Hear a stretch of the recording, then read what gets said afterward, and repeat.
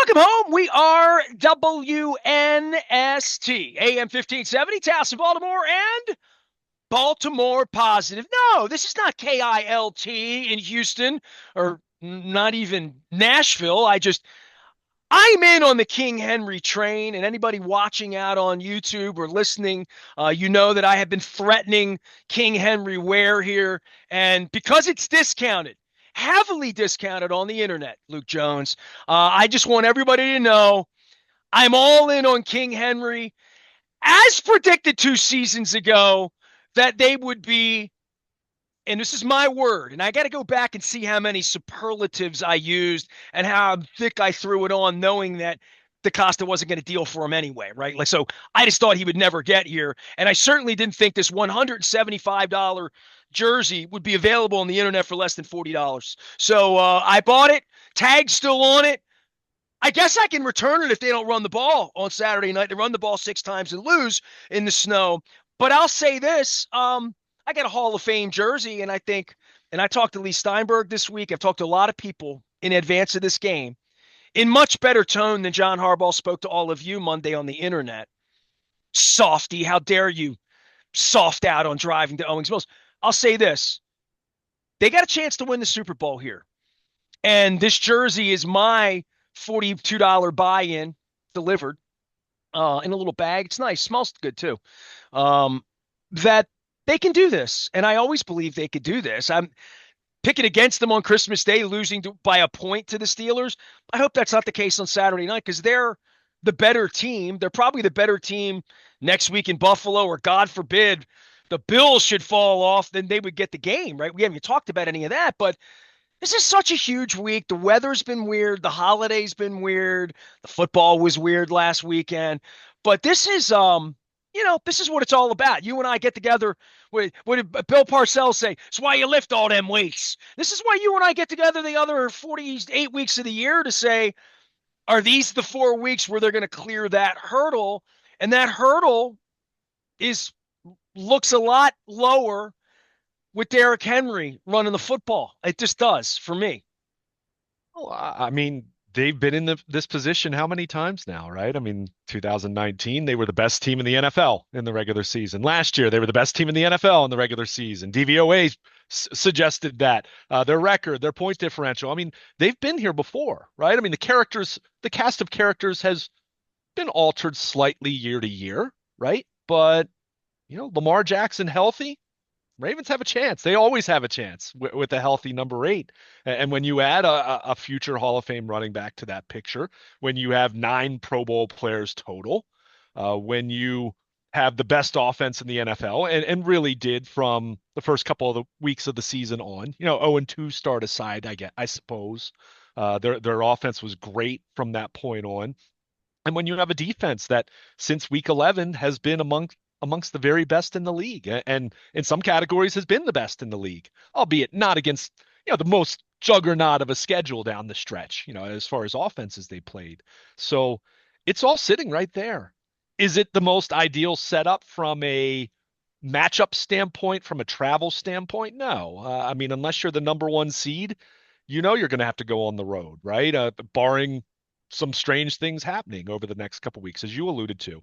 Probably going to be on the road in the divisional round as well, barring a Buffalo loss to Denver. But I mean, everything about this team, from Lamar Jackson, who in my mind is the MVP, although I'm certainly not going to dwell on the MVP race anymore, because who cares at this point in time? To your point, you get through the regular season, you get through, beginning with free agency, I suppose, all the way through the draft and OTAs and mini camp and training camp and the preseason, and you play 17 regular season games and you have the ups and downs of that. This is what matters for this team, right? We're past the individual accolades. We're past talking about the Ravens being first in DVOA and how many Pro Bowl players they have and how many records they set, whether we're talking to Lamar Jackson or Derrick Henry.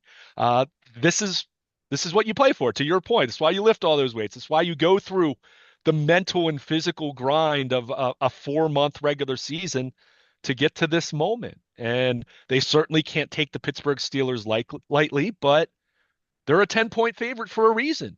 They're really, really good. And I think Pittsburgh, even when they were playing at their best, there was questions as far as how great that was. And certainly the way they played over the final 4 weeks of the regular season, big time questions as far as whether the Steelers are any good at all at this stage. So, but Nobody thinks they can win, by the way.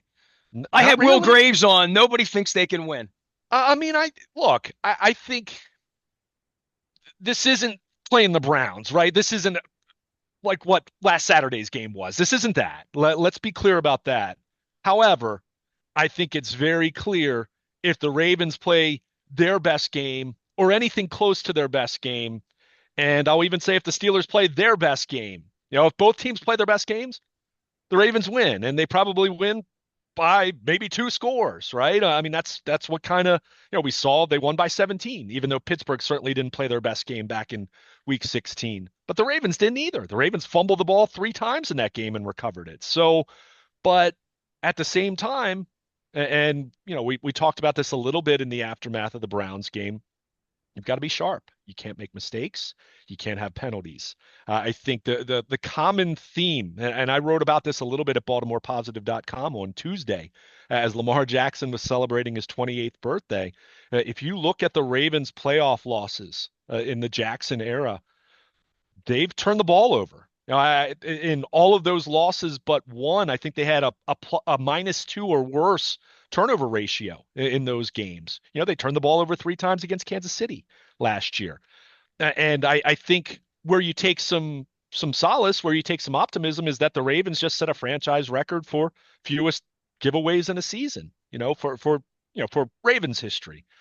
But that said, they weren't a team that turned the ball over a ton last year. They didn't turn the ball over a ton back in 2019. So it really is as simple as going out and playing like the team that you've been in the regular season. But this is nothing new. I mean, we've talked about this in past January. So for them, they are going up against a team that has struggled.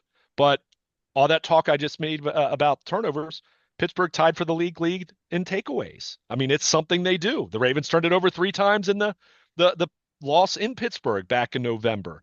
As I mentioned, even though it worked out for them, the Ravens fumbled the ball 3 times in that home win. That if they don't recover those fumbles, that could be a really different ball game. So you've got to be clean with ball security. You've got to be smart. You can't have penalties, which we know this team has had penalties at a very high rate this year. So these are the kind of things that will always hurt you in any football game. But boy, I mean, it's magnified in January. It'll crush you. So if they can take Well, it care can't of, eliminate you any other time, right? I right? mean, but you're one and done. Well, and So that's where your nuts get tight in a cold game on a Saturday night at home. If somehow this is 14-12 in the fourth sure, quarter, and it always is. It always is, except 3 weeks ago it wasn't. When it became a pull away, Russell Wilson got blown up at the 3-yard line on a play that a guy of his age and his stature and his magnitude, with Justin Fields as their backup, shouldn't have been taking that risk. And it looked like he could have scored a touchdown still in that. I keep seeing that play 5 times this week. It keeps showing up. And, the mistakes, right? I mean, just the mistakes they made that made it a 17-point game instead of a 3-point game, where maybe our kicker gets the yips and their kicker hits a 54-yarder. I don't know. I mean, I just know that you and I spent a lot of oxygen, not a whole lot because they played 3 days after the day they played. So, but we have spent a lot of oxygen here over our career, our relationship of 16 years of doing this, 32 playoff game, like 34 times, 35 times. You and I've driven in the car together dozen or more times, and buses, the whole deal, back and forth for this rivalry, always being a part of it, always being in that little room down where they just appear from the back of the locker room and Suggs is there or Ray's there or whatever. I mean, I have nothing but memories with Elvis Gurr back there, and Tony Saragusa, for crying out loud. They all have, there's an institutional memory about this that says 9.5 points is really disrespectful to the Steelers, and to be thinking like they're going to cover it and all that. I'll hear it. They're good enough to do all of that. And I've said this, and I know I said it to you. They start walking over teams here, then, that they become that team that's not going to get beaten because they're good enough to be that team. But they haven't been good enough to be that team all year because they've made mistakes, because they've had penalties, because their kicker hasn't been good, because the middle of their defense was a mistake, because some days the offensive line can get overwhelmed by a Myles Garrett or by a Raider defense. So Steelers beat them once. Lucky, whatever. They've had some bad luck. They've made their own bad luck in when they've had bad luck. Um, yeah, I lost to the Eagles a couple weeks ago. You know what I mean? Like at home. So eh, their potential and our discussion of their potential, and maybe one of the reasons I'm not wearing a purple jersey today, and you've got a press credential and I don't have to paint this as though they're just going to walk every. They've really made this a hard road, an interesting road, and a great Purple Rain 3 road, as you've pointed out, which is the year you're the one seed, you don't appreciate it, you get your ass beat, you run the ball 6 times, and you get mad, and you go get King Henry, right? And then you blow up your offensive line, and you let Patrick Queen go, and you let all your defensive coaches go, and it takes you weeks to figure it out. And the young guys on the offensive line, you still don't believe in the guards, right? Like really. That if the guards get them blown up and there's 3 penalties and they lose one of these games because of that, or they just get overwhelmed and Lamar gets tangled up, just something awful happens. We pointed out the guards are 21st and 22nd in their mind of the starting 22 for some reason. Safety was top 4 when they gave Marcus Williams all the money and then he can't play, but they got a guy that's 5 times better. They don't have to pay. So that's worked out good. So, I mean, there's all sorts of pieces in all of this, including, dude, Tucker's going to have to make kicks. Tucker's going Yeah. to have to make 2 kicks this week, maybe 3. Cold. Buffalo, 2 kicks, maybe 3. You're going to be at the 34, 38. It's going to be 4th and something. That's what these games are. I don't know, dude. I don't know. They're going to have to really. It's been so cold this week. Everybody has. Have you seen The Shining? You Shining guy? Hmm. Okay. Yeah, of course. Remember the scene in the labyrinth at the end where he's going through and it's a blizzard and you don't know which direction you're going to go in. These postseasons take that on, and the blizzard comes when you're losing by 3 points to the Steelers with 9 minutes left to go, and your own fans have been booing you and they're cold and they're pissed, and Harbaugh's thrown some stupid challenge flag that did just dumb stuff that happens in football games. That happens to this team. Doesn't happen to the Chiefs. They find some stupid way to win games in the end because they put themselves in a stupid position to win a game in the end instead of a stupid position to lose a game in the end. And I just hope that's not the case here because the Steelers have this ability to get under the skin of certain players, to get penalties, to do all of that kind of unorthodox stuff.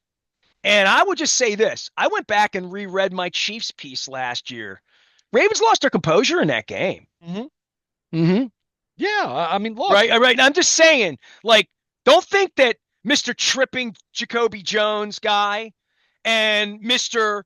Let's send our coach off the bench to get Vontez Burfict to lose a playoff game at home. So, like, the mind games of what goes on when you're not good enough. I mean, dude, Tomlin's getting off the bus and he knows he doesn't have the better players.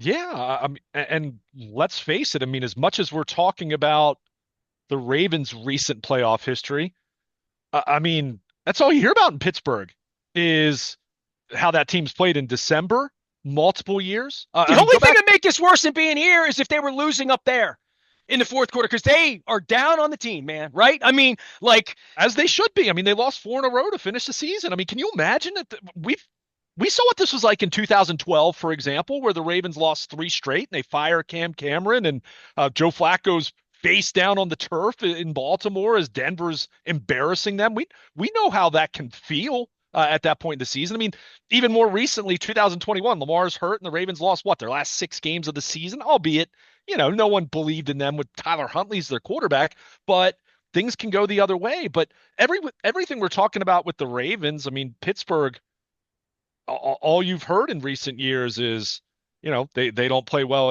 in December. They haven't won a playoff game in how long?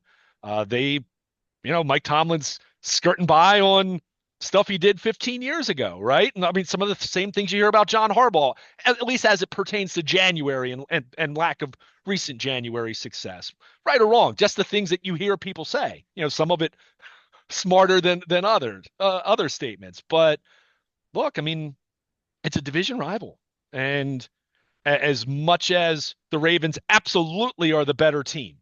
I mean, they are. They finished with a better record. They deserve to win the division. They finished with 4 straight wins. Pittsburgh finished with 4 straight losses. Uh, they have the better talent. They have the much, much, much, much better quarterback. They have a much better running back. They have, yeah, you can kind of go back and forth as far as the defense, and both teams have some great defensive players. But overall, if you were to strip away the names Ravens, Steelers, and you just had generic looking uniforms, you take the Ravens roster over the Steelers roster 10 out of 10.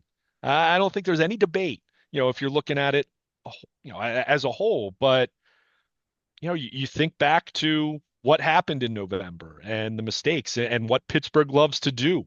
Mike Tomlin loves to drag you down into the muck, right? I mean, that's what it is, and you mentioned some of the losing your composure element, which, yeah, I agree with you. That did happen in Kansas City. That cost them 3 points at the end of that first half, if you recall, because of a couple 15-yard penalties that gave the Chiefs, they were backed up and suddenly they had a chance to steal 3 points going into the halftime locker room. But, it's It's what happens when things go wrong.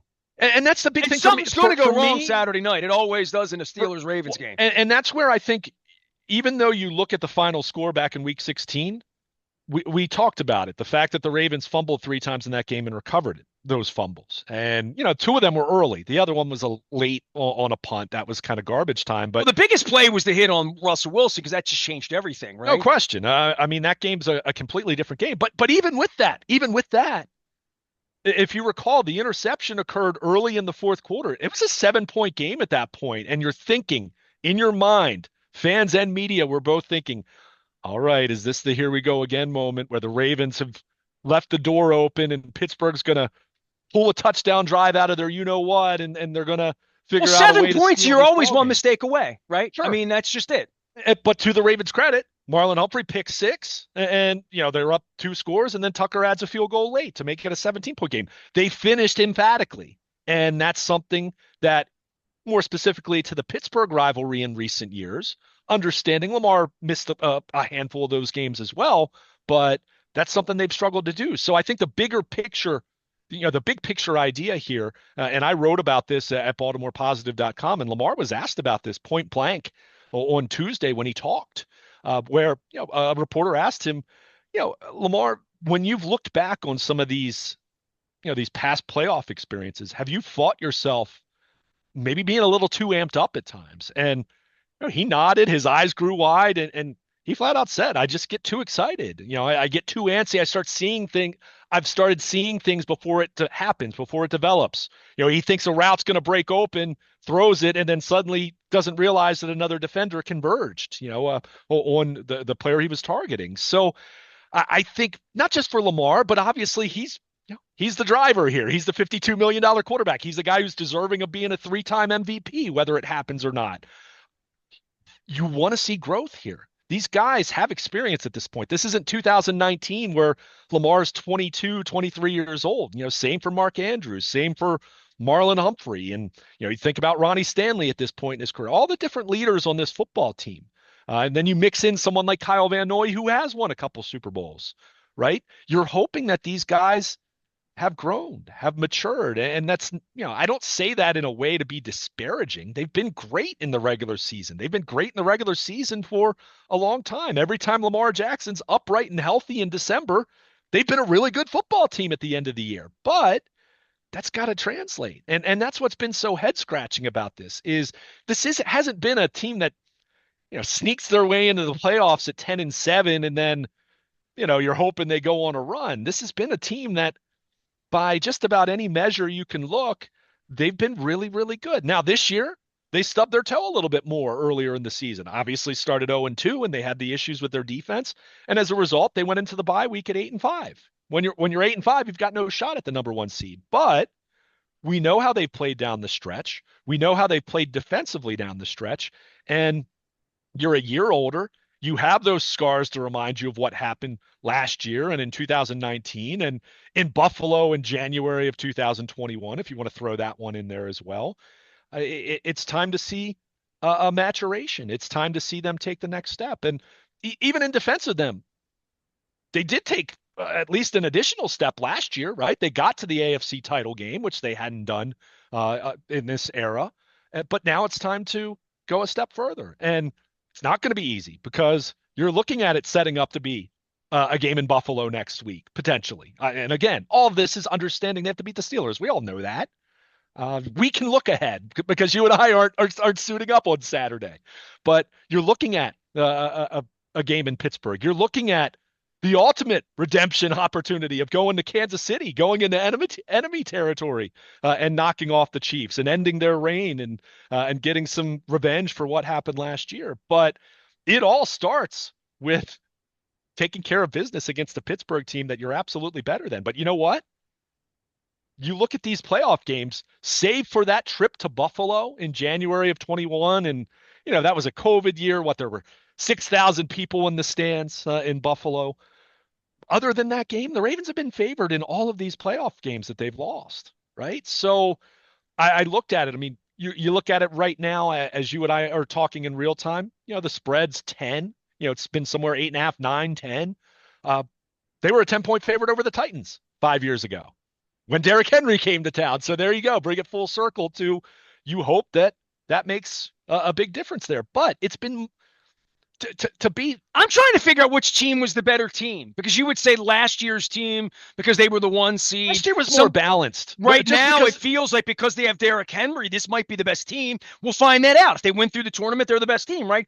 I do think the young Lamar with Yonda was really special because no one figured that defense out. And had Pagano's brother not come in and done that hokey pokey thing, they might have been more devastating that year than. But that was Lamar's rookie year. I mean, I think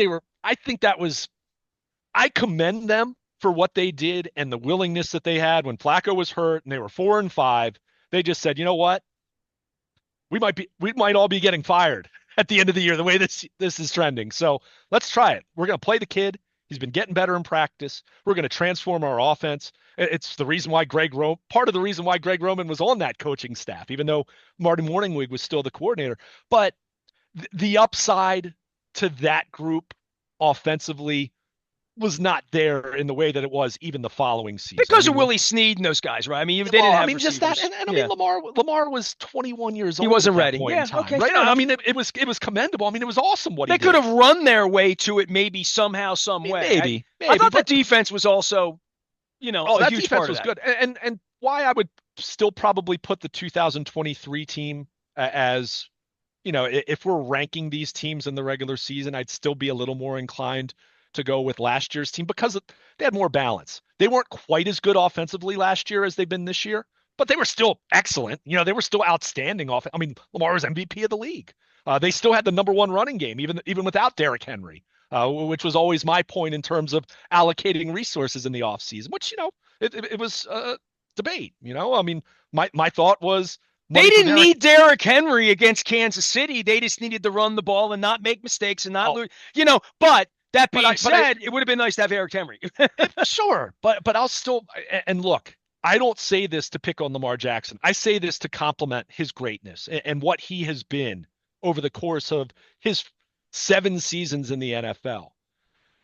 For him to be as great as he has been in the regular season and to be as underwhelming as he has been overall in the postseason, it's just been such a head scratcher because he's been as great as he's been. And look, if we were talking about last year's title game in through the lens of Patrick Mahomes played his A+ game and Lamar played his A game and Kansas City just found a way to win by 1 point, that would have been devastating as well. Let's be clear. It's almost never that way, though. It's always about mistakes and missed opportunities. I understand that, but at the same time, go look at a couple of those Josh Allen, Patrick Mahomes January games where, like, Josh Allen, especially you go back to the game where it was 13 seconds to go or whatever in the overtime Was it game. 41-38 or whatever I that mean, thing was? they went back and forth. I mean, that was Ali Frazier, right? In simplistic terms.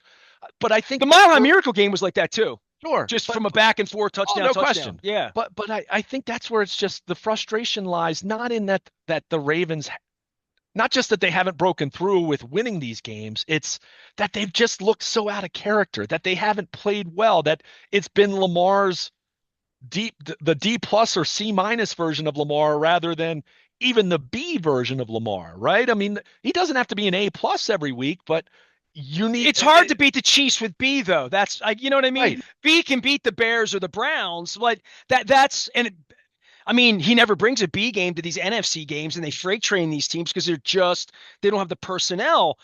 The Steelers scare me in that way, and I've talked Sure. about that. That if there's something that slows down Superman, whatever that kryptonite is, the Steelers have been that. Don't have to be that this week. They're the better team, but scheme wise, familiarity wise, what Patrick Queen knows, what Mike Tomlin knows, what the way that roster was constructed and the way they've been built to play this game. They've known all along they were going to have to play a playoff game against the Ravens. You know Well, what I and mean? think about it through this lens with where Pittsburgh is. And look, even when Pittsburgh was playing at their best, no one was taking them seriously in terms of being a real Super Bowl contender. Am I right? No one, even when they beat the Ravens in mid-November, was anyone actually thinking Russell Wilson was going to take the Steelers to the Super Bowl? No. And they certainly don't think that now after they've lost their last four. But think about this, Nestor. If you're the Steelers right now, reeling, been bad, their offense has been awful. Even their defense hasn't been as good down the stretch. Although I will point out they are much healthier than they were in Week 16 when you look at some of the guys that missed that game, and relatively clean injury report for them, at least as we're kind of midway through the practice week. But a win in Baltimore over the Ravens, that'd make the Steelers season, right? I mean, I, I I can't imagine that if Pittsburgh were to come in here and upset the Ravens, stun the Ravens, end the Ravens season, that anyone in Pittsburgh would care all that much if they go to wherever can't whatever however it would play out and lose in the divisional round, that anyone would consider that anything but a season that you tip your cap to and say, hey, we could brag all year about Oh, this is their knocking the season. This Ravens is off. their Michigan, Ohio Whereas State, right? Yeah. whereas if the Ravens win Saturday, they're doing what they're supposed to do, and kudos to them for that, because hey, you don't take anything for granted given recent history, with the Ravens in January. But if they follow that up by going to Buffalo and losing, no one's viewing this season as a success. Now, I'm not sitting here saying fire coaches or get rid of all the players or anything like that either, but it would feel disappointing. Whereas if Pittsburgh wins Saturday, it's kind of everything's gravy from there. I would assume. I mean, I would think that's where the heads of that fan base and that media group and that football team would be at this point in time. So, through looking at it through that lens, I mean, they look at this as a chance to save their season, save some face in terms of the fact that they lost the division and lost their last four and looked really bad doing it in the process, but all can be well for them. Whereas with the Ravens, take care of business against a team that you're a 10-point favorite over, division rival or not, a team that you're absolutely better than. And then it's the response to that is, okay, what's next? Right? You go to Buffalo, the Bills take care of the Broncos, like that's the next question. Whereas with the Steelers, I mean, again, if they win Saturday, I mean, that's everything for them. So, through that, looking at it through that It's that lens, way for everybody, right? Like some of these places are firing their, we'll get to the league thing, but people firing their coaches, and the Cowboys are going to trade their coach, and who's doing what and who's going where and what the Raiders are doing and Tom Brady. And I mean, there's drama everywhere. Yeah, I got Bears fans in my life. You know what I mean? Like, the Bengals firing a defensive coordinator. So like all of that, Marvin Lewis and I were texting. He got blown up, Tuesday afternoon, right? So it all of that's going on, and in Denver, they feel like they're on to something, whether they win or not. The Chargers. I mean, I had Clark Judge on, and he made this case. He's like, okay, Chargers win. Chargers will go to to Kansas City and beat them because they know them and they play them tough and Harbaugh does things and that he's not supposed to do and he wins these kind of games or whatever. And I'm thinking, can you imagine Jim and John here in a championship game too? Possible? Sure. Possible. I Possible, mean, right? right. I mean, is it the most likely outcome? Of course not, but you never Don't tell know. Justin Herbert that. I mean, They've been to I, Kansas City and gotten their feelings hurt, know their way there, and Harbaugh's a soothsayer out there, and they have some balance. They're not. they, Listen, they I'm not. they played well down the stretch overall. I've Yeah. seen the Jacksonville Jaguars go to championship games by, finding a way to slip through a game because the other team screws up and then maybe winning a game because you play well and then falling apart in a championship game because you weren't good enough, right? I mean, the Flacco Ravens of '08 were probably sort of that team that flipped around a little bit to get to to be a surprise team. I don't know why the Chargers couldn't be that team. They have the the parts we like, a quarterback, some defensive leadership. They have some things. But I mean, as far as things that would get the Ravens to the Super Bowl and fast track them, you and you and I just spent 90 seconds for the first time ever discussing not going through Buffalo and Kansas City to get there. And now that we're up on it, there's some pathways here. You know what I mean? Weird things happen, in these games that make that possible. That's all I'm saying. Oh, sure. Well, and it's no different than in Buffalo right now. The Bills are looking at that first round matchup, and hey, I mean the Broncos have good defense. They have a rookie quarterback who has played better than people thought he would this year.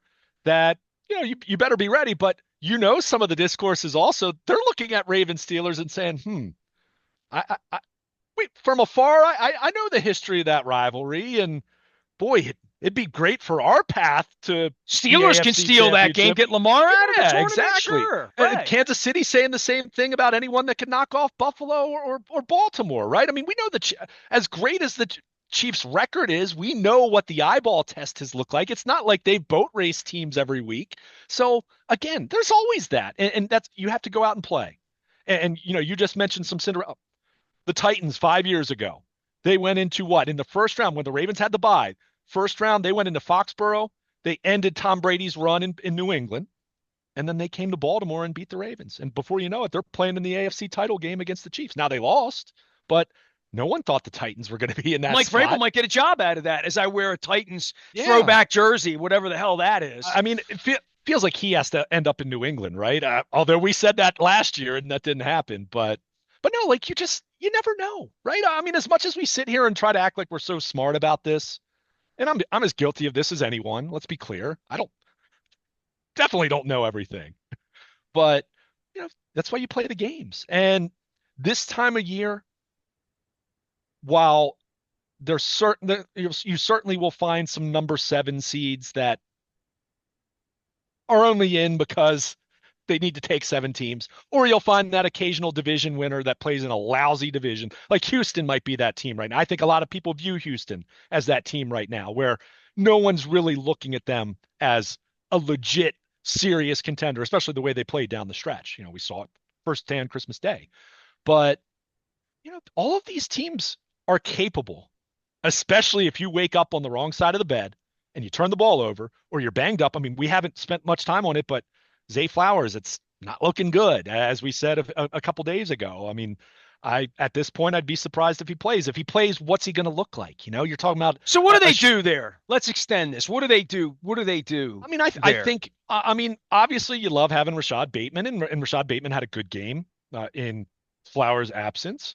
But I think a lot of it is you probably lean a little bit harder into 12 personnel. I think you lean a little bit harder into Mark Andrews and Isaiah Likely. Charlie Kohler's back, so that gives them an element of 12 personnel when they like to run the football. I think Justice Hill as well in regard to those no, sweeps and the things that they do to get someone fast and shifty into space.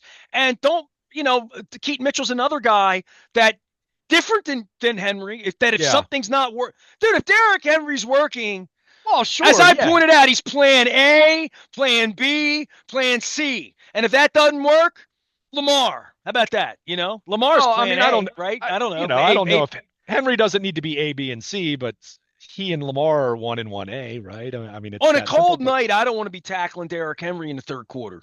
That's what I Sure, keep thinking. I mean, sure. this thing needed to be built for a 20-degree night, whether it's here, Kansas City, Buffalo. That's what January is. It's one of the things that makes the league crazy. I mean, I used to spend those interesting nights with Lawrence Taylor back in the day. He always swore that a Florida team was never going to win the Super Bowl because it just they couldn't come up and play in the north in the cold, and nobody wanted to do it, and none of the players get Mhm. off the bus. And same feeling I always had when I got off a plane in Green Bay or Buffalo wearing an Oiler jersey. That Oiler game that they blew in these jerseys with Warren Moon. I mean, dome teams always had that going on in cold weather places. There's something about the weather that it's the great equalizer for anyone. You get cold, you get cold. Did you see Harbaugh pushing the wide receivers over to the heater last week? Like literally, like John knows. John has been. It's I mean, I was outside in the Denver game. Ask Brent Harris. He was really outside. Like there is a thing about sidelines getting cold. Doesn't matter how good or how fast you are. You're cold. You're not as fast. And if you're warm, you're more likely to want to. That's why they're always trying to stay warm. I just think this kind of game, tackling Derrick Henry is the reason. Look, I said this before, and I don't want to. I love patting myself on the back, but they did get to the championship game last year without him. They could have won it I was just without gonna him. say, They right. they I they mean, could right. this They let's were good without him. This is why they have him at this point to sure. slobber knock you, to be everything Gus Edwards wished he could be, and like they wanted J.K. Like all of that. He is that by all measurement. He's healthy as hell, right? Like it's crazy Yeah, this far into this, and he's not the X factor. He's the everything factor to me. That's not Lamar. I mean, I don't mean to be disrespectful, and they have to watch it with each other, right? Because right. Derrick Henry's going to go to the Hall of Fame in this jersey before Lamar's probably done playing. Literally, right? So I think but they also understand the time is now, and they're not going to have 4 chances, 5 chances to do this. And I bought this fun Oiler Derrick Henry jersey to wear maybe another year, but you know, Lamar and Marlon Humphrey and Ronnie Stanley and they're getting tired of losing these games. And but so's Cam Hayward. And I talked to Sure. Will Graves about that this week. And Minka Fitzpatrick came to Pittsburgh to win it and hadn't tasted that. And Russell Wilson, they want to touch him and have that feeling, but then he gets blown up at the goal line here a couple of weeks ago, and he throws an awful pick to another guy thinks he's going to the Hall of Fame. So like this is big games, big players, big stakes. But the weather, always a factor. The cold's always a factor. The ball's different. Why do you think Tom Brady took all the air out of those footballs? Right. I mean, look, it comes down to it's everything's more magnified. You know, it's win or go home, do or die, all those cliches that you hear about in the playoffs, but they're all true. And you need to go out and be the team that you were at your best over the course of the season. Now, we didn't see that all 17 games, but we saw it enough to know how great this team can be when they're at their best. You got to do that in January. And that's been the collective theme is we can talk about this factor or that factor. That's all six different things in all these different playoff losses that cropped up. But you got to be the best version of yourself, or at least close to the best version of yourself. If not, you're probably going to get beat. I mean, it's that simple. I mean, and I'll go back to this. My final point. The Ravens have a two and very well could be three-time NFL MVP at quarterback who has been as great as anyone on the face of the earth, not named Patrick Mahomes, if you're going to throw January in there. If you're talking regular season, might be the best. He hasn't been that in January for whatever reason. And again, it's not the only reason, but to win these games with these stakes and knowing everything that's on the line, if you've got an all-world quarterback, it's really difficult to win if your all-world quarterback doesn't play like an all-world quarterback. So that's the test for Lamar. That's the test for every other Pro Bowl player on this defense. That's the test for John Harbaugh and his coaching staff, as they haven't been very good in a lot of these games, to your point, with not running the ball last year. So we're going to see. And it starts with Pittsburgh, a team that they should, I emphasize should, beat. And they're a 10-point favorite. So that tells you everyone else thinks they should beat them. But got to go out and do it. It's that simple. There's no magic answer here. Got to go do it. It's that simple. He is Luke Jones. He is Baltimore Luke. He is monitoring all things from the inside. I'm on the outside looking in. Sounds like a good song to write here this weekend. We've done a lot of work on the Steelers and the Ravens. You can follow everything we're doing at Baltimore Positive, at AM 1570, as well as our YouTube channel, all the social medias, the LinkedIns, all the cool places that we go.